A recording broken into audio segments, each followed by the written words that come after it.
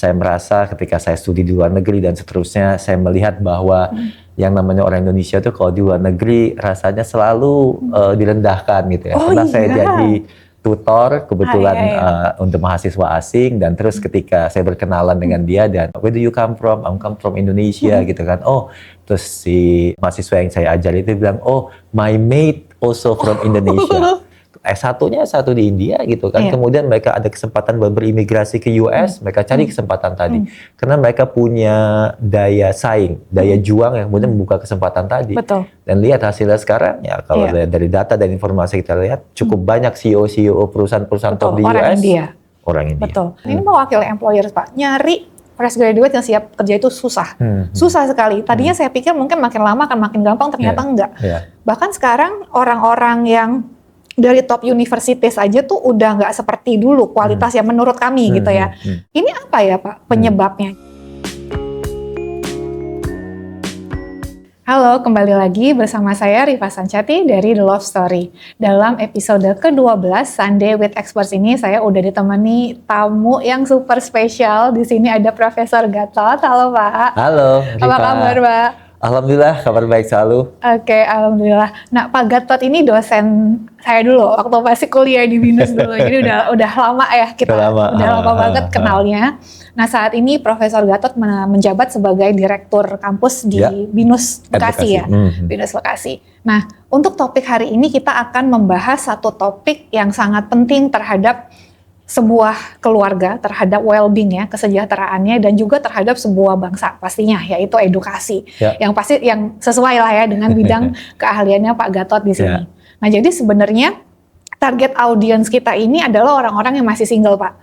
Jadi kita masih single, mereka akan kita cariin pasangan sambil kita siapkan juga supaya sama-sama ready nih untuk masuk ke dunia pernikahan gitu.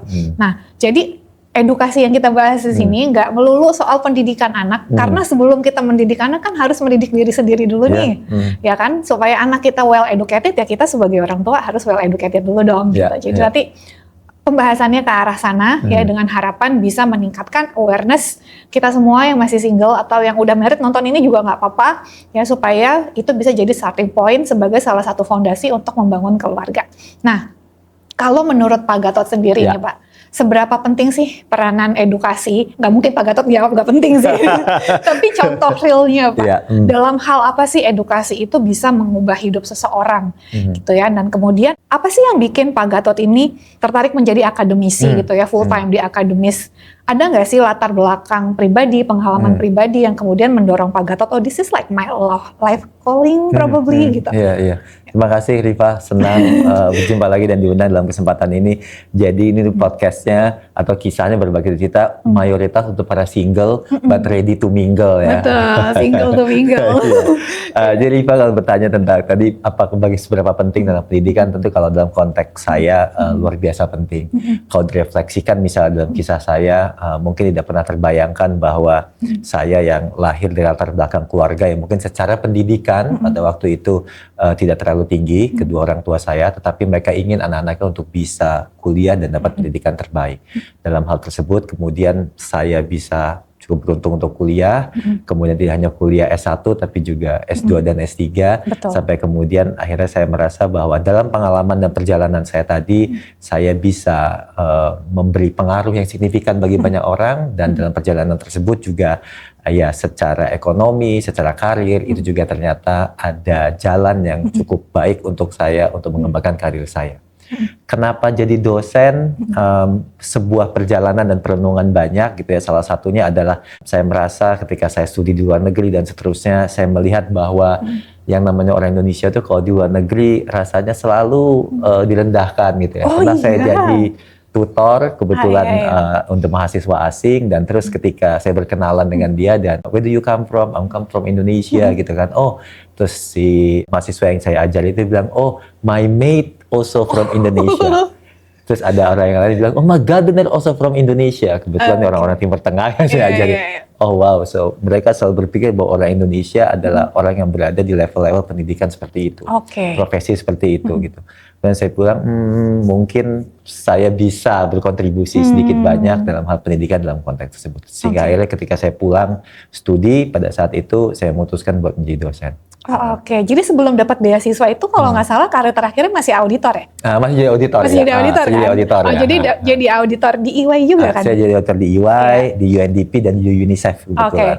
Nah, terus setelah dapat beasiswa S2 ya waktu Betul. itu ke Aussie ya? Ya, ke Aussie. Nah, itu di situ tuh Di situ dapat titik baliknya. insight itu tadi. Insight, Titik ya. baliknya di situ. Oh, that's interesting. Hmm. Nah, berarti Pak Gatot juga sebetulnya sudah merasakan dan juga sudah melihat bahwa sebenarnya edukasi ini bisa memutus rantai kemiskinan di sebuah keluarga ya. Banget ya. Apalagi dalam konteks bahwa ya ada titik-titik di mana kita nyebut kemiskinan struktural, kemiskinan bahwa kita secara konsep dimiskinkan gitu ya. Tetapi bagi saya itu adalah elevator untuk kita bisa menggapai kesuksesan berikutnya. Apalagi di zaman saya pada waktu itu pendidikan sarjana adalah hal yang sangat penting karena pada saat itu tidak banyak mungkin yang lulus S1 dan seterusnya. Jadi saya bisa mendapatkan itu dan kemudian saya bisa mengakses juga pekerjaan dan karir yang lebih baik lewat jalur jenjang pendidikan. Itu yang kemudian mendorong saya bahwa iya pendidikan adalah akses atau tiket untuk paling tidak mendapatkan kita akses yang lebih baik dalam kehidupan. Oke. Nah, cuman kan sayangnya ya Pak, tetap tadinya ya Pak saya pikir mayoritas orang di Indonesia itu kuliah minimal S1. Karena inner circle saya kan kebanyakan kuliah gitu kan. Jadi saya pikir oh ya kayaknya common gitu ya. Tapi baru ketika saya keluar dari Gojek sih. Di situ mulai lebih sering in touch sama society. Baru saya sadar.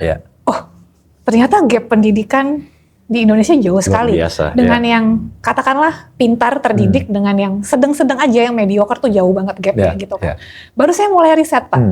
Saya kaget banget pas pertama kali saya tahu ternyata angka sarjana di Indonesia itu waktu saya pertama baca riset itu bahkan belum sampai 10%. Nah kalau angka BPS yang terbaru di 2024 itu sudah di sekitar 10%. Tetap kecil, tetap tidak mayoritas ternyata gitu. Dan baru dari situ saya find out ya kenapa rendah sekali gitu. Nah terus di situ juga saya jadi ngobrol sama orang, kenapa anaknya nggak dikuliahin gitu kan. Dan enggak selalu karena nggak mampu sih kalau menurut saya. Kenapa? Karena bapaknya sehari ngerokok 1 bungkus, 2 bungkus gitu ya. Kalau saya hitung-hitung bisa ini udah masuk ya. Masuk nih hitungannya masuk gitu kan. Tapi mereka alasannya ya nggak usah kuliah juga, yang penting kan langsung kerja aja bisa menghasilkan uang, that kind of thing. Jadi itu saya sadar ternyata kesadaran atas pentingnya pendidikan tinggi di Indonesia tuh masih kurang. Bahkan survivor biasnya di Indonesia tuh kencang loh. Kayak misalkan gini, Bill Gates saja nggak harus kuliah, sukses nggak boleh gitu kuliah. Iya, padahal orangnya kayak Bill Gates berapa sih gitu kan bisa dihitung jari. Bill Gates, kemudian CEO-nya Apple, itu juga. Steve Jobs dan seterusnya kan ya. Betul, yang which is itu sebetulnya yang kayak gitu minoritas ya. Dan bahkan kalau kita lihat datanya BPS lagi, balik lagi tetap angka pengangguran di Indonesia didominasi oleh orang-orang yang tidak punya gelar sarjana. Dari segi jumlah absolute amount ya, dan dari segi persentase tetap mereka tuh mendominasi gitu ya. Nah kalau menurut Pak Gatot nih, apa sih sebenarnya yang bikin masih banyak sekali baik itu orang tua atau mereka yang masih single, karena kan banyak juga orang udah single nih, masih single maksudnya, masih single, udah punya pekerjaan tapi nggak mau uangnya ditabung untuk kuliah lagi, karena saya juga udah cuma lulusan SMA juga punya gaji gitu kan, punya penghasilan. Nah kalau menurut Pak Gatot apa ya akar permasalahannya gitu? Karena kalau dibilang ekonomi ya pasti ada ya, faktor ekonomi juga satu, tapi ternyata nggak itu doang gitu. Nah kalau dari finding Pak Gatot sendiri, ini biasanya apa ya? Kalau secara umum di permukaan kita melihatnya bahwa akses terhadap pendidikan yang masih kurang, dalam artian kata kalau kurang lebih angka partisipasi kasar kita lulus SMA ke universitas itu nggak nyampe 30%. Jadi kalau ada 100 yang lulus mungkin hanya 30 lah yang maksimal yang bisa kuliah lagi gitu ya. Ada yang berargumen bahwa itu adalah akses pendidikan yang tidak terlalu banyak, artinya akses ekonomi terlalu mahal dan seterusnya, sehingga mereka nggak bisa akses. Tetapi itu juga sebenarnya di-challenge dengan fakta bahwa cukup banyak universitas di Indonesia, kalau dilihat mungkin salah satu yang terbanyak di dunia, hampir 3.000 pendidikan tinggi di Indonesia dengan berbagai macam karakteristik, jenis, dan akses yang bisa diambil gitu kan. Terlebih sekarang ada online learning misalnya, di mana pendidikan bisa diambil dan dijangkau dengan lebih murah. Jadi sebenarnya faktor ekonomi harusnya bukan menjadi alasan utama ketika mereka nggak bisa mengakses. Jadi sesungguhnya apa? Kalau lagi tadi saya sepakat dengan Riva bahwa kemudian adalah pola pikir atau kesadaran bahwa memang pendidikan itu adalah yang penting. Tidak hanya sampai lulus SMA aja, tetapi yang namanya pola pikir, kemudian berpikir kritis, bagaimana bisa survive dalam kehidupan yang makin penuh tantangan ini, itu yang perlu diasah lewat pendidikan yang lebih tinggi. Kita lihat cukup banyak negara lah, kalau lihat bagaimana investasi mereka cukup besar di pendidikan level higher education, mereka bisa sukses, mereka bisa lebih banyak kemudian menghasilkan karya-karya yang signifikan. Kesadaran ini yang kemudian kurang untuk mau belajar, untuk mau ambil pendidikan yang lebih, ini yang saya rasa menjadi masalah. Kalau kita lihat di mana informasi dalam banyak hal, termasuk akses kuliah yang sifatnya gratis, akses informasi untuk belajar lebih banyak, terbuka di mana-mana. Tapi pertanyaannya, apakah kita mau memanfaatkan itu? Betul. Apakah orang mau telaten? They have consistency, they have the consistency untuk belajar terus-menerus. Ini akan menjadi masalah. Jadi ada kondisi di mana kesadaran buat kita juga yang nggak terlalu kuat. Iya. Dan salah satu faktor yang saya notice juga ya Pak. Jadi kan selama COVID itu kan saya sempat konteks dulu nih ya, selama COVID itu bisnis fotografi saya pasti down lah. Namanya juga COVID gitu ya, nggak ada yang nikah, nggak ada yang traveling gitu. So, pivoting nih ke education Pak waktu itu, tapi educationnya di bidang career development ya, bukan di pendidikan formal gitu. Jadi di situ. Dan di situ saya sadar ternyata salah satu penghambat dari mindsetnya menariknya agama loh Pak. Karena mereka percaya kesuksesan seseorang di dunia ya, maksudnya dari segi finansial dan ekonomi itu sudah ditakdirkan.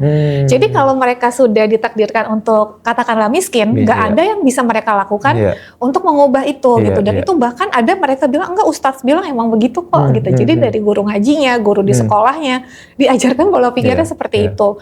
Mungkin niatnya supaya pasrah, sabar gitu ya menghadapi kondisi ekonomi mereka saat ini. Tapi kan bukan berarti pasrah dan sabar tidak berusaha memperbaiki kondisi yang sekarang dong. Ya terlahir di keluarga yang miskin kan bukan berarti kita akan terus-terusan sampai meninggal miskin terus kan kayak gitu. Yang mana agak aneh juga, padahal kita juga diajarkan bahwa Tuhan tidak akan mengubah nasib kita. Exactly, betul. Kalau nggak kita berusaha dengan semaksimal mungkin. Betul, gitu betul. Kan. Ya, makanya memang salah satu pembekalan dari kita juga ya salah satunya di agama. Mau nggak mau harus masuk dari sisi harus situ. Masuk juga, ya. Karena mereka ada juga Pak ayat yang mereka pakai untuk membenarkan itu. Ada lagi, ada juga. Tapi saya sepakat juga Riva bahwa kadang kita melihat bahwa konteks pendidikan tinggi, akses pendidikan yang lebih banyak, itu kita melihatnya di sekitaran Jabodetabek, gitu kan. Kita melihat di sekitaran Jawa misalnya. Betul. Tetapi kalau kita lihat teman-teman kita atau circle kita aja. Tapi kalau kita lihat, ya angka statistik aja BPS menyebutkan bahwa masih banyak yang mayoritas ada lulus SMP misalnya. Kemudian juga pengeluaran terbuka ya tidak jauh dari seputaran itu. Padahal kalau misal teman-teman mereka lulus pendidikan S1 atau pendidikan tinggi, mereka terbuka pemikirannya, punya akses yang lebih besar, mereka kemudian bisa mencoba tantangan-tantangan tersebut tidak hanya di Indonesia, tapi juga mulai membuka kesempatan untuk mencoba karir dan peruntungan di luar negeri. Itulah yang terjadi misalnya di India. Begitu banyaknya migrasi yang mereka lakukan, S1-nya S1 di India gitu kan. Kemudian mereka ada kesempatan berimigrasi ke US, mereka cari kesempatan tadi. Karena mereka punya daya saing, daya juang yang kemudian membuka kesempatan tadi. Betul. Dan lihat hasilnya sekarang ya kalau dari data dan informasi kita lihat cukup banyak CEO perusahaan-perusahaan top di US. Orang India. Betul. Dan yang paling saya kaget ketika saya masuk ke tech industry, ternyata Silicon Valley-nya Asia tuh bukan Jepang, bukan Korea, tapi India. There you go. Ada di Bangalore. Di Bangalore. Bangalore. Satu kota itu isinya IT companies gitu. Jadi engineers kayak banyak kok top apps Indonesia. Salah satunya ya Gojek itu sendiri ya sebenarnya engineersnya orang India. Engineer. Gitu. Makanya dulu suka ada diledekin Pak, kan Gojek tuh PT Akap gitu ya, aplikasi karya anak bangsa. Kayaknya dipelesetin aplikasi karya anak Bangalore.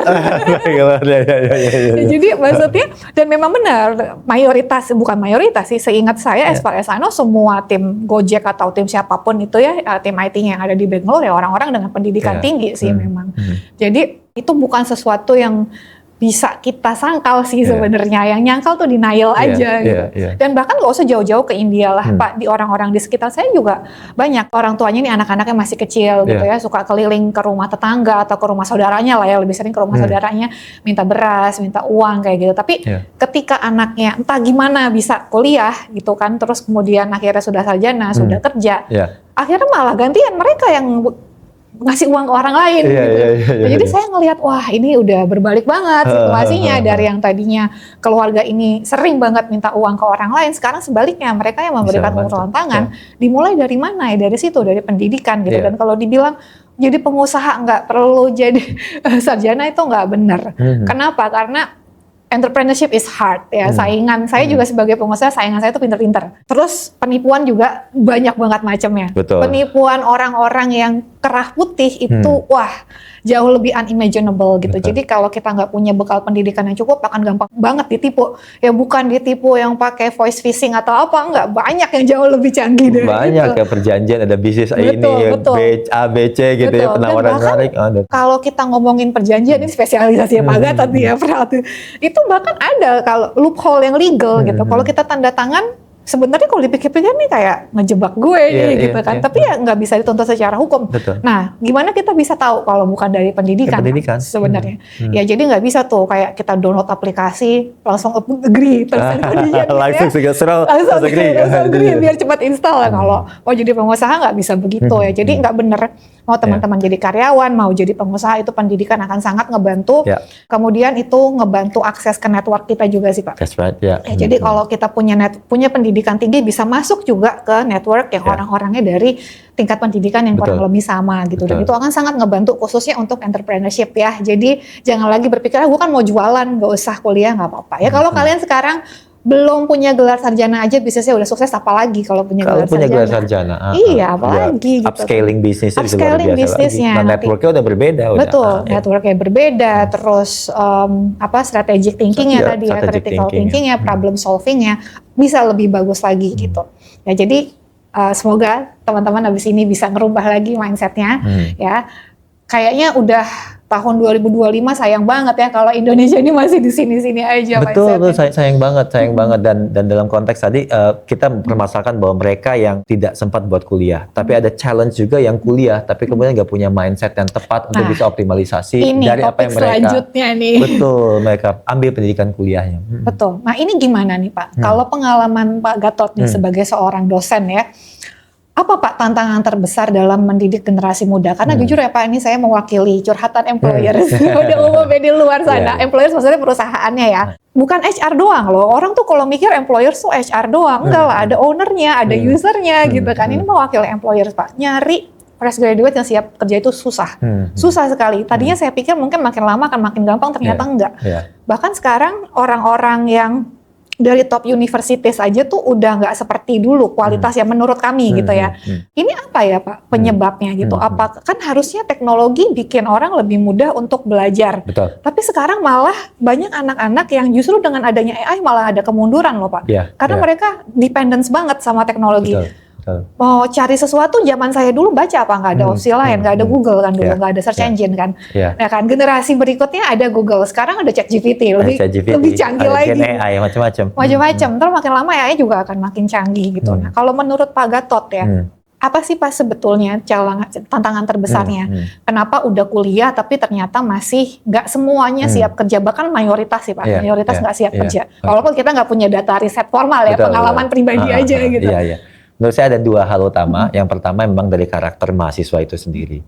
Ada di periode atau ada di masa semuanya serba mudah didapatkan, serba instan, serba kemudian mereka gampang mendapatkan informasi dengan mudah lewat tools yang mereka dapatkan sekarang. Memang kemudian ada kecenderungan untuk mereka lebih berleha-leha dan gak punya mental serta mindset yang kuat untuk bisa berhasil. Semuanya serba ya udah digampangkan dan dimudahkan gitu kan. Ini yang kemudian memang menjadi tantangan dalam mendidik mereka. Terlebih kalau kita lihat generasi sekarang juga, menurut saya semua generasi pada akhirnya sama gitu. Yang membedakan adalah mungkin generasi saat ini di mana mungkin kedua orang tuanya lebih sibuk, waktu bersama untuk berkomunikasi kurang, sehingga mereka seolah-olah tidak merasa punya semangat atau pihak yang untuk mendorong mereka di luar kampus untuk lebih baik, nggak ada. Itu yang membuat kemudian challenge kita buat mendidik mereka menjadi lebih susah gitu. Nah, hal yang kedua menurut saya selain tadi objeknya atau mahasiswanya, yang bisa dipungkiri juga dari sisi kampus ataupun juga dari dosennya gitu ya. Kampus atau dosennya tidak mampu beradaptasi secara cepat dengan perubahan dan kondisi yang ada. Dengan kebutuhan employernya maksudnya. Kebutuhan employernya dan juga karakteristik dari si mahasiswanya tadi. Misal karakteristik mahasiswanya. Kita lihat bahwa tahu kita sekarang handle a very unique generation, Gen Z yang serba mobile, serba instan, serba digital. Harusnya kemudian kita mesti bisa mengadjust model pembelajaran dan cara kita mendeliver materi ke mereka. Gak bisa lagi misalnya one way lecturing method gitu kan, ngajar, baca PPT dan seterusnya, enggak. Tapi mereka harus terlibat, harus aktif, harus diberikan project, harus diberikan challenge, harus bisa collaboration. Ini mereka seru gitu kan. Tapi kalau kemudian kita stuck in the past bahwa yang namanya kuliah atau mengajar itu adalah menjelaskan slide gitu ya anak-anak pasti bosen. Kemudian mereka nggak bisa interaktif untuk belajar. Dari sisi lainnya kampus juga melihat bahwa ya yang namanya dunia kerja mungkin nggak punya waktu secara cepat untuk kemudian mereka mentraining, mengajarkan, atau juga bisa memberikan adaptasi yang cepat ke dunia kerja. Jadi tantangan adalah kampus harus memberikan sesuatu yang relevan. Nah kalau kampus nggak bisa beradaptasi dengan hal tersebut, ya ketika mereka lulus, sayangnya konsep dan teori aja di kepala, tetapi mereka nggak punya hal-hal terapan yang baik. Oleh karena itu sempat di beberapa periode kemarin, waktu di zaman Mas Menteri Nadiem, memang ada kewajiban untuk kemudian mahasiswa itu untuk belajar di luar kampus. Kalau di BINUS, memang kami secara spesifik ada program enrichment atau pengayaan bahwa mereka 2 semester di luar kampus. Jadi selain belajar di kampus, mereka punya pengalaman di luar kampus. Nah harapannya seperti ini bisa memberikan gambaran atau warna khusus ketika mereka lulus, mereka punya bayangan nih dunia kerja yang sungguhnya seperti apa. Iya, betul. Jadi gapnya bisa diperkecil lah harapannya. Betul. Nah, tapi ini juga loh Pak, salah satu gapnya ini nggak selalu soal teknisnya loh. Jadi misalnya, teknis tuh gini ya, misalkan lulusan accounting nih mau kerja jadi auditor. Belum tentu accountingnya nggak jago, nggak selalu kayak gitu. Bisa jadi accountingnya jago, teksnya jago, brevetnya lengkap semua gitu kan. Tapi belum tentu bisa kerja, justru karena apa? Soft skill saya kurang. Yang paling banyak ya Pak, sederhana tapi banyak masih belum punya fresh graduate itu communication dan social skillnya. Itu jadi kayak kalau communication itu bukan berarti orang yang nggak bisa ngomong, bisa, tapi nggak jelas apaan sih maksudnya gitu kan. Atau no communication is also miscommunication kan, kayak masih sungkan juga berpendapat, sungkan ngasih tahu ada masalah, hal-hal yang kayak gitu, kesannya sepele tapi itu dampaknya kalau dalam dunia kerja dangerous sih buat organisasi secara keseluruhan gitu. Nah ini hal-hal yang kayak gini apakah sudah berusaha di cover juga Pak oleh para akademisi? Jadi yang pertama Rifa, betul sekali bahwa hal tersebut memang menjadi kendala. Jadi kami melakukan survei, jadi BINUS University kepada employer kita yang mengambil para mahasiswa kita, lulusan dan para alumni. Dari 10 problem yang biasanya muncul, soft skill itu nomor 7.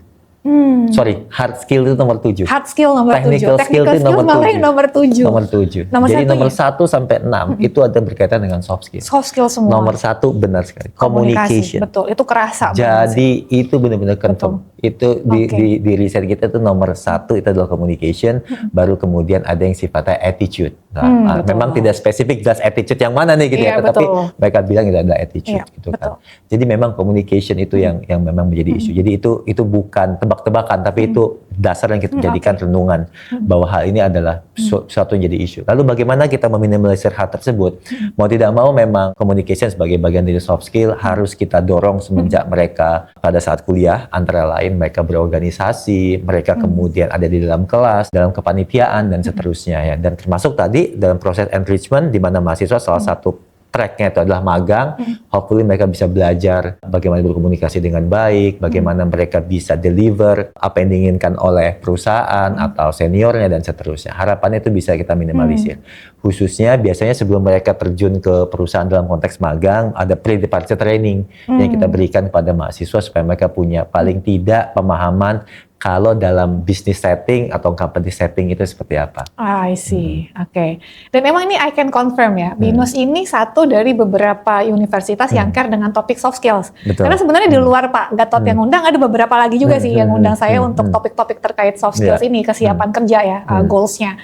Dan ada kok beberapa kampus selain BINUS yang juga menawarkan hal itu sebagai bagian dari pendidikannya mereka. Jadi ya buat kalau ada orang tua yang nonton ini, jangan lupa dicek juga itu nanti kurikulumnya atau mungkin program ekstrakurikulernya ada nggak yang cover ke sana gitu ya.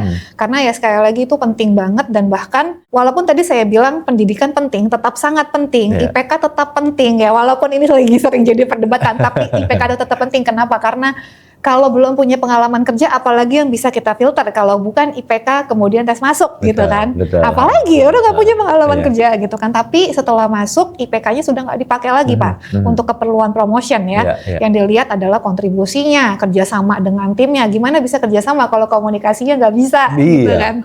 Ya orang yang ada kesel kerjasama kalian, bukannya senang gitu. Jadi hal-hal yang seperti itu dilihat juga apakah universitas yang bersangkutan memfasilitasi, dan buat teman-teman yang udah lulus juga sama ya, jangan cuek gitu kan, karena mau sampai kapan gajinya UMR terus gitu. Iya, betul.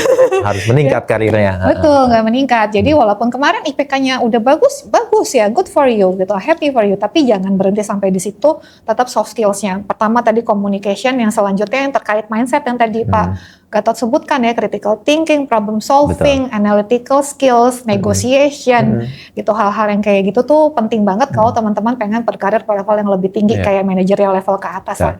Terutama kalau jadi pengusaha malah itu jauh lebih penting lagi, karena salah sedikit uang modal angus kan Angus habis. dibawa kabur, menguap. Iya gitu sih. Oke, nah terus isu yang selanjutnya juga Pak, tadi kan Pak Gatot juga udah sebutin sepintas ya mengenai dosen-dosennya atau universitasnya. Ini saya juga cukup kaget loh. Tadinya saya pikir Pak, akreditasi itu bisa jadi pegangan ya mengenai kualitas kampus mana yang kalau dulu kan A, B, C ya. Betul. Kalau sekarang kan unggul apalagi lah gitu kan, paling tinggi unggul baik sekali baik. Iya gitu kan. Berarti kalau yang unggul udah nih yang paling bagus lulusannya, nanti kalau IPK-nya 3,7 ya berarti orangnya oke gitu kan. Tadinya saya pikir gitu Pak. Tapi ini setelah saya ngobrol juga dengan para rekruter dan hiring manager, nggak selalu begitu. Gitu, sehingga akhirnya yang banyak kita lakukan secara diam-diam, kita tuh punya kampus blacklist Pak, nggak mau terima lulusan dari ini, nggak diiklanin ya, kalau diiklanin heboh nanti di sosial media gitu. Tapi serius nih, diam-diam banyak employer yang kayak gitu, saya nggak mau terima lulusan kampus ini, atau memfavoritkan kampus tertentu. Jadi misalkan, oh saya cuma mau UI dan UGM doang gitu ya. Kalau swasta untungnya BINUS masih aman sih Somar.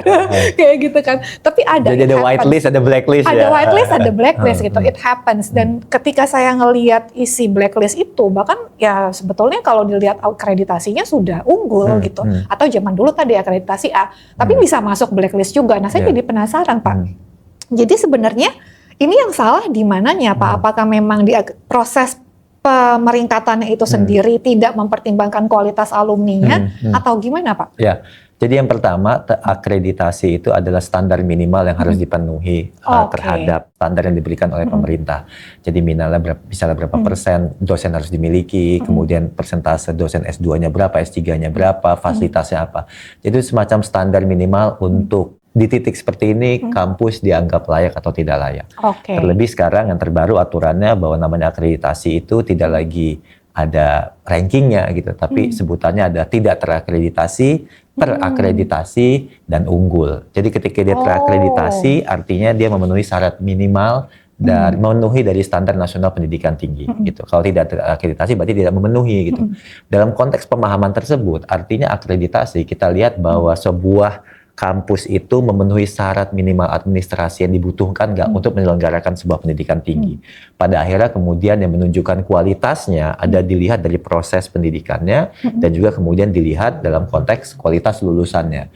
Oleh karena itu kalau misalnya kita lihat dalam data-data seperti misalnya ranking akreditasi dunia, QS Rank atau Times Higher Education, ada kampus-kampus yang akreditasinya unggul atau akreditasinya terakreditasi sangat baik, tapi kalau dilihat karena ada rating lulusan juga, rating lulusannya itu tidak terlalu bagus gitu. Jadi kita kasih ada bintangnya juga untuk akreditasi dari lulusannya gitu. Nah hal ini terlihat bahwa memang standar minimal ada, tetapi pada akhirnya kualitas lulusan dilihat dari model kurikulumnya, pembelajaran di kelas, kualitas dosen, dan bagaimana si mahasiswa itu juga didorong untuk bisa sukses dan juga bersiap untuk menghadapi apa yang ada di dunia kerja nantinya. Jadi faktor tadi yang kemudian berpengaruh. Nah berarti kalau cara menilai, metode untuk menilai kualitas lulusan itu kayak gimana Pak? Apa yang dilihat? Yang dilihat biasanya research study, jadi akan dilacak bahwa mereka ini pada saat lulus, pada saat wisuda itu bekerja di mana, 6 bulan dan setahun. Itu biasanya datanya diambil. Nah pada saat lulus kemudian diambil pekerjaannya itu apakah pekerjaannya sesuai dengan jurusan yang diambil, apakah berwirausaha, dan seterusnya. Misalnya dalam konteks BINUS kita melihat bahwa apakah mahasiswa itu tidak hanya bekerja, tetapi juga bekerja di perusahaan global atau tidak, dan juga kemudian apakah sesuai dengan bidangnya atau tidak. Termasuk kita juga melihat apakah mahasiswa entrepreneur atau tidak. Jadi memang diukur dari tadi, melakukan research study dan kita lihat feedbacknya seperti apa. Jadi kalau saya sih ngelihatnya mungkin loophole-nya di situ ya Pak, karena kan dilihat cuman sudah bekerja atau belum, tapi apakah jadi karyawan yang baik di dalamnya atau enggak kan belum tentu, dan emang nggak bisa diukur juga, susah juga ya. Susah. Ya, mungkin itu sih ya sebabnya ya. Jadi karena kan kita orang-orang yang kita nilai gimana sih nih udah kerja ternyata nggak oke, karena kan dia udah diterima kerja kan sebenarnya kan, sehingga masuk ke dalam data, ini penyerapan employment-nya bagus nih. Betul. Walaupun apakah abis itu lolos probation atau enggak nggak tahu juga. Lain cerita. Atau kemudian karirnya meningkat atau tidak, gaji berikutnya, gaji pertama emang nggak bisa di-capture dari model tersebut ya. Oke. Nah terus ini satu lagi Pak, isu terkait orang-orang yang sudah punya gelar sarjana ya. Itu masalah integritas Pak. Tadinya saya pikir harusnya kalau orang punya pendidikan yang baik, harusnya integritasnya lebih tinggi. Unfortunately enggak. Pertama kita nggak usah jauh-jauh ke para koruptor lah. Itu kan koruptor banyak ya yang punya gelar S1, S2 gitu kan banyak. Tapi nggak usah jauh-jauh sampai ke situ deh. Di kalangan mahasiswa aja Pak, saya tuh kaget loh. Karena zaman sekarang, kok saya ngelihatnya yang namanya nyontek atau pakai joki tugas itu terutama itu sekarang tuh populer banget. Populer banget. Saking populernya mereka mempromosikan jasa mereka terang-terangan loh gitu. Dulu ada sih di zaman saya di BINUS dulu juga ada Pak yang jadi joki tugas, joki skripsi, tapi diam-diam lah, nggak diiklanin gitu kan. Ini gila juga saya pikir. Itu kan berarti menunjukkan bahwa ini sudah sangat dinormalisasi sampai mereka nggak lagi ngerasa itu sebuah aib. Bahkan sampai ada praktisi HR yang punya followers tuh banyak banget di TikTok. Dia ngasih saran, kalau pernah kerja jadi joki skripsi atau joki tugas, masukin aja ke CV sebagai pengalaman kerja. Wah, dan yang bikin saya kaget, komennya banyak yang setuju gitu. Jadi saya berpikir kok malah jadi kemunduran nih integritasnya gitu kan. Kok hal yang nggak boleh malah dianggap kayak gitu. Bahkan di kalangan mahasiswa sih ya, itu cukup banyak kalau nggak mau ngasih contek kan ntar nggak ditemenin. Kesannya yang benar jadi salah, ya salah jadi benar. Nah menurut Pak Gatot isu ini, apakah sesuatu yang masih ada harapan bisa diselesaikan dengan pendidikan, dengan edukasi, atau sebetulnya sekedar edukasi aja nggak cukup Pak untuk solve this problem? Ya, kalau menurut saya lebih dari sekedar pendidikan ya, nggak serta-merta pendidikan bisa berhasil. Antara lain kalau pendidikan saya yakin tidak kurang-kurangnya lah, tidak hanya di kampus saya tapi juga banyak kampus lainnya untuk mendorong misalnya bahwa kesadaran untuk tidak melakukan kecurangan. Kita ambil mata kuliah yang namanya karakter building, Pancasila, udah begitu banyaknya gitu kan. Tapi kesadaran ini nggak pernah bisa dijalankan dengan baik gitu kan. Ya menurut saya ini juga harus didorong oleh banyak pihak. Antara lain ya tadi kita sesama di keluarga misalnya, sesama lingkungan untuk berikan kesadaran dan dorongan bahwa hal tersebut adalah hal yang sangat negatif. Termasuk juga konsekuensi ketika melakukan itu. Itulah yang kemudian di BINUS, di kampus kita menegaskan bahwa kalau mereka melakukan kecurangan akademik, termasuk antara lain melakukan kecurangan saat ujian, itu sanksinya jelas, mahasiswa di DO. Dan bukan angka yang membahagiakan bagi kita ya, setelah lebih dari 10 tahun kita menerapkan hal tersebut, ratusan mahasiswa sudah kita DO. Jadi untuk itu sekaligus menunjukkan bahwa yang disampaikan oleh Rifa bahwa mahasiswa itu kecenderungan untuk melakukan kecurangan sangat tinggi, betul. Bahwa mereka melakukan, bahkan dalam sebuah sidang yang pernah saya ikuti, dalam sidang komisi etik, karena waktu saya masih jadi dekan, saya yang melakukan bagian dari itu, mengatakan, kenapa saya kena? Teman-teman saya juga pada biasa melakukan hal ini. Atau saat SMA, kita biasa hal ini dilakukan. Kayak mayoritasnya sebenarnya melakukan itu sih. Jadi itu adalah sebuah rasa yang sangat keprihatinan signifikan bagi kita, atas apa yang terjadi gitu kan. Dan memang PR-nya nggak hanya di dunia pendidikan, tetapi dalam keseharian kita juga harus mendorong hal tersebut. Oke. Nah sekarang kita masuk ke topik terkait children's education, Pak.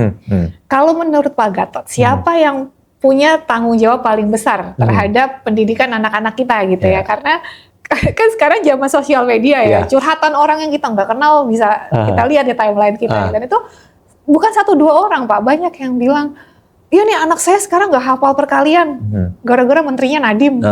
Kok jauh banget gitu kan. Terus ada juga yang bilang, iya ini gara-gara gurunya gitu kan, anak saya masih bodoh padahal udah SMP, SMA kayak gitu.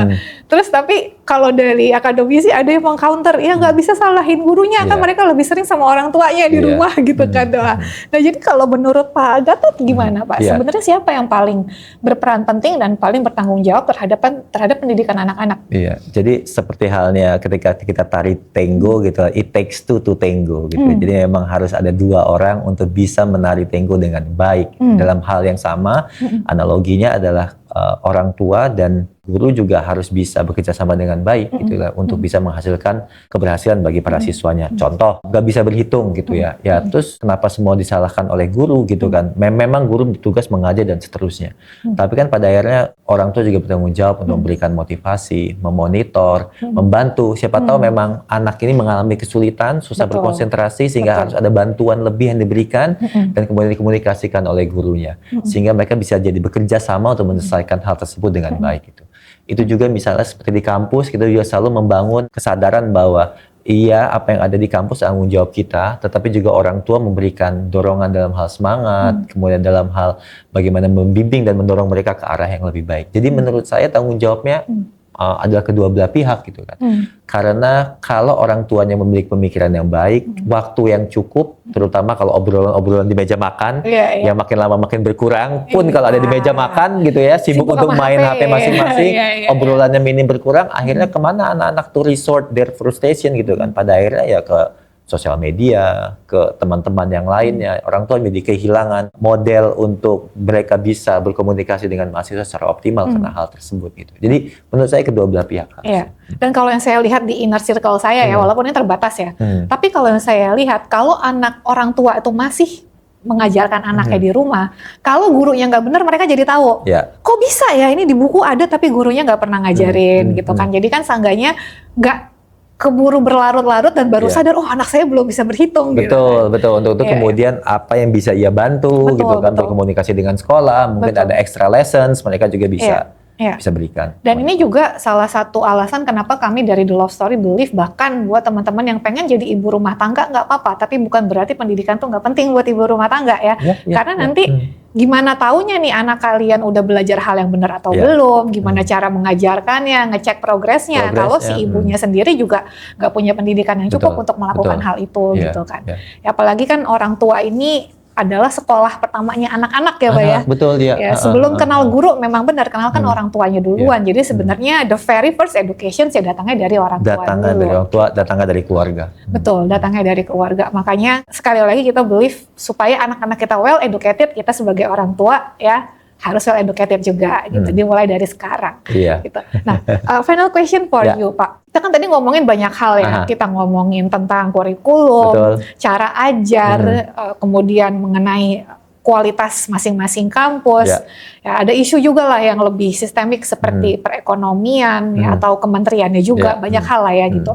Atau kita belum bahas juga tadi isu terkait standar gaji guru misalkan gitu ya. Itu kan memang honestly wajar kalau orang-orang yang punya kompetensi tinggi yang bisa diterima di big company dengan big salaries lebih pilih big companies daripada jadi guru. Make sense loh.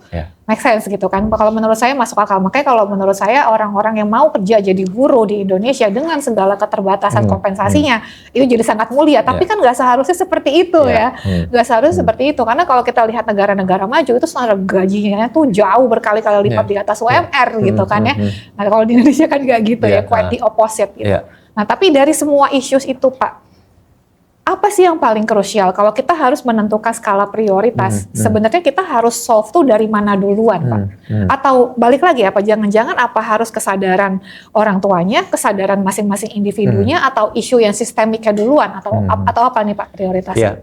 Kalau saya berada di posisi bahwa pada akhirnya key success factor dalam proses pendidikan itu adalah orang yang berdiri di depan kita, memberikan inspirasi, memberikan ilmu, yaitu guru. Ada dalam konteks pendidikan tinggi adalah dosen. Key success factor-nya ada di sana. Ada di situ. Saya masih ingat bahwa yang menjadikan saya berhasil di guru SD Ibu Ratna Suri namanya. Di SMP saya masih ingat, waktu pengukuhan saya undang namanya Pak Bambang. Di SMA saya masih ingat Bu Siti, S1, S2, S3. Ini adalah orang-orang yang mengubah pikiran saya, yang menginspirasi saya dan seterusnya. Nah, orang-orang ini begitu spesial. Ketika mereka mendedikasikan dirinya untuk mendidik generasi muda yang akan datang ini, penting bahwa mereka diberikan penghargaan yang baik. Gitulah. Jadi dalam konteks tadi, kalau guru ini diberikan penghargaan yang baik dalam konteks gaji guru, kemudian juga penghargaan yang baik, pasti mereka juga nyaman dan fokus untuk bisa bekerja. Happy teachers akan menghasilkan happy learners juga. Gitu. Dan oleh karena itu menjadi success factor. Benar dikatakan oleh Rifa tadi, ketika kemudian mereka ini orang-orang terpilih nggak mau masuk dalam dunia pendidikan, akhirnya yang berkontribusi di dunia pendidikan bukanlah orang-orang pilihan, bukanlah orang-orang yang top. Jadi akhirnya jadi lingkaran setan kan. Iya, betul. Jadi yang mengajarkan mereka ini juga adalah yang profesinya ya udahlah nggak diterima di sana, saya jadi guru aja. Bukanlah mereka yang kualitas tinggi, yang baik, ingin mendedikasikan dirinya untuk kemajuan. Jadi akhirnya juga pengajarnya nggak bisa buat menginspirasi si anak-anak. Jadi kalau harus milih, menurut saya itu yang harus menjadikan fokus. Dan harapannya ini kemudian bisa menginspirasi jutaan anak-anak muda di Indonesia untuk menjadi generasi muda yang lebih berhasil lewat pendidikan yang lebih baik. Oke, tapi ini saya tuh penasaran Pak sebenarnya ya, kalau masalah standar gaji guru ini ya Pak, sebenarnya yang nentuin itu kan bukannya balik lagi ke masing-masing yayasan atau masing-masing sekolah atau apapun lah badan usahanya ya. Kenapa?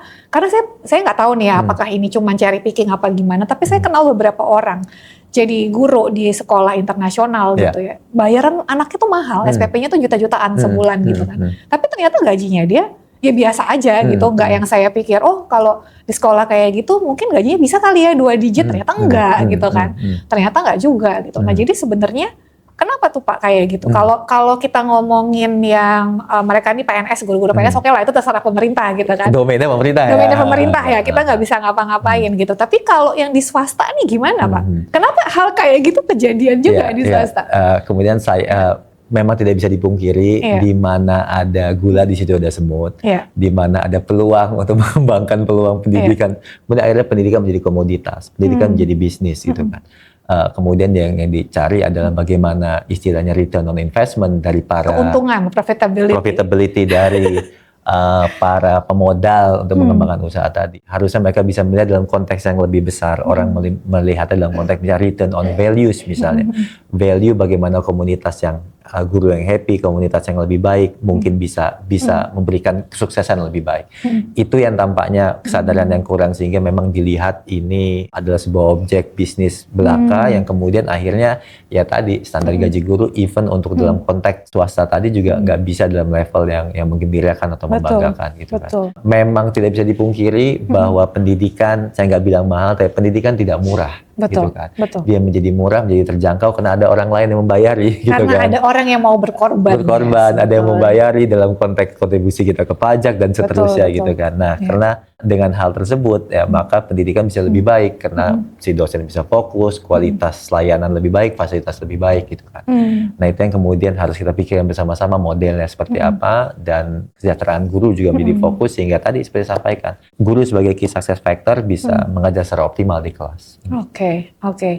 Nah terus tapi saya juga jadi kepikiran tuh kayak gini juga Pak, selain tadi ya masalah profitability, ya sebagai pengusaha saya ngerti lah how important that is, tapi satu hal yang kalau menurut saya sih memang pendidikan tuh nggak seharusnya murah ya. Tadi kita juga udah, I think we can agree on that ya, karena nggak seharusnya murah. Supaya kita bisa attract top talents untuk mau menjadi pengajar, ya kan, salah satunya itu. Ya untuk mewariskan ilmunya ke generasi yang berikutnya gitu. Nah cuma memang sayangnya juga balik lagi ke level orang tuanya atau individunya lah. Yang masih beranggapan pendidikan tuh harusnya murah, karena kan ini something noble gitu, sesuatu yang mulia gitu kan. Harusnya lu kalau buat mendidik orang tuh jangan ngecas mahal-mahal gitu kan. Masih ada sih Pak, sayangnya juga ya mindset seperti itu, beda banget. Jadi saya tuh lumayan ngikutin pendidikan di Korea Selatan. Di sana Pak, guru les aja, guru bimbel lah, guru bimbel persisnya, yang ngebantu orang tuh masuk ke top 3 universitasnya mereka, itu bisa jadi miliarder Pak. Kayaknya di Indonesia nggak ada deh guru bimbel mobilnya bisa punya mobil sports gitu ya. Segitunya gitu. Jadi saking orang tua tuh invest ke pendidikan anaknya, mereka bersedia bayar mahal. Sangat kompetitif loh. Sangat kompetitif gitu, karena memang Korea tuh ekstrim. Jadi kalau bukan lulusan top 3 universitas itu yang mereka singkatnya SKY gitu ya. Kalau bukan lulusan SKY itu katanya kerjanya dapat pekerjaan yang bagus susah. Gitu, top companies maunya nerima dari SKY aja, katanya ada kesenjangan gitu. Kalau di sana kan isunya seperti itu. Sehingga orang tuanya tuh jadi invest very heavy lah ke pendidikan anaknya. Bukan cuman ke sekolahnya, tapi kayak mereka bisa bimbel les gitu tuh bisa sampai malam. Bisa sampai jam 9 malam. Itu ekstrim ya, terlalu ekstrim juga sih. Ya, tapi intinya memang awareness tentang pentingnya budget pendidikan yang memadai juga di level individualnya juga susah Pak. Bahkan tadi saya sempat sebutin ya, sempat bisnis di edukasi. Salah satu alasan saya stop karena di situ Pak. Jadi kalau misalkan saya bikin kelasnya gratisnya saya dapat uang itu dari sponsor jadinya ya. Yang daftar banyak nih Pak, bisa ribuan. Tapi yang datang dikit, gak nyampe 10%. Iya, registrasinya banyak ya. Registrasinya banyak gitu kan, oh brand senang gitu kan. Tapi pas datang dikit banget. Tapi giliran saya charge 50.000 aja, kemahalan katanya gitu kan. Ini kayak saya jadi mikir kok ini segitu recehnya kah pendidikan di benak mereka gitu. Jadi jangankan yang non formal seperti soft skills atau career development gitu. Karena yang formal education juga banyak yang ngerasa segitu tuh mahal gitu kan. Itu sih yang makanya salah satu alasan kenapa kita tap in ke tadi ya, kita harus jadi well educated supaya punya anak yang well educated, supaya mindset yang seperti itu berhenti di generasi yang sekarang aja gitu. Ya, dan next parents harusnya nggak punya mindset yang seperti itu lagi. Kalau memang sekolahnya dirasa tadi Pak Gatot bilang ya, dirasa kurang ya kasih suplementari lah dari luar gitu kan. Kalau bukan kita nggak bisa ngajarin, ya cari pendidikan dari luar, les atau bimbel atau apapun itu. Kalau dibilang iya tapi kan mahal ya, makanya career development kan. Makanya tadi kitanya juga sebagai parents well educated ya, buat teman-teman yang masih single ini sering banget Pak saya sebutin di konten-konten yang lain. Ya menurut kami nikah harus dalam keadaan mapan, gitu harus dalam keadaan mapan, bukan kaya loh ya, kaya sama mapan tuh beda. Kaya tuh di atasnya mapan, minimal tuh mapan. Tujuannya apa ya? Supaya kalau anak perlu les, anak perlu sekolah, uangnya ada. Gitu sih, karena ya kalau kita nungguin pemerintah berbenah, misalnya kan nggak tahu ya sampai kapan. Itu di luar kontrol kita. Itu di luar kontrol kita. Jadi kita kenapa fokus kita sama apa yang kita fokus sama apa yang bisa kita lakukan ya, berdayakan diri kita sendiri dulu. Ya kalau kiranya belum ready untuk punya anak nanti dulu aja. Kita upskilling dulu aja. Ya karena tadi tuh yang Pak Gatot bilang, ternyata technical skills ada berapa? Nomor 7. Nomor 7, 1 sampai 6-nya berarti ada 6 soft skills yang kita mesti pelajari gitu. Teman-teman juga bisa cari informasi sendiri sih dari World Economic Forum sebenarnya menyebutkan ada 10 soft skills. Salah satunya communication masih memang betul yang wajib dikuasai gitu. Jadi bisa mulai dari situ. Kalau sudah mapan, udah siap nih untuk membiayai kesehatan anak, pendidikan anak, ya baru nikah, cari pasangan, ya cari pasangan, nikah, dan punya anak, besarkan dengan kualitas pendidikan yang baik gitu. Oke. Thank you Pak Gatot for coming. It was very insightful. Semoga ini bisa jadi mengetok pintu hati teman-teman yang pasti ngerasa enggak lah, nggak penting-penting banget pendidikan gitu ya. Ya semoga setelah ini bisa mulai di riset lagi ya untuk teman-teman sendiri kira-kira masih perlu improvementnya di mana. Karena sebetulnya nggak usah ngerasa rendah diri sih ya Pak. Kalau kita tuh ngerasa kurang tuh nggak apa-apa, bagus malah menurut saya. Kalau kita sadar kita masih ada kurangnya, berarti kita udah punya tahu room for improvementnya ada di mana gitu. Justru ngerasa oh ya udah perfect, udah bagus, itu sih yang gak bagus, yang bahaya banget. Oke banget. Ya, jadi semoga habis ini teman-teman bisa langsung evaluasi dan making to-do list ya dari segi educationnya, kira-kira apalagi yang harus diimprove. Oke, thank you sekali lagi Pak Gatot. Thank you juga buat teman-teman yang udah nonton, dan buat teman-teman yang pengen bergabung dengan kegiatan offline-nya The Love Story, karena sekali lagi kita bisnisnya sebenarnya perjodohan. So kita punya event single to mingle, betul ya kayak tadi Pak kita sempat mention. Buat single yang udah ready to mingle bisa ikut offline events kita.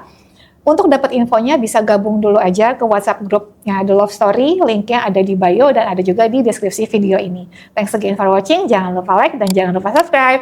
Bye-bye.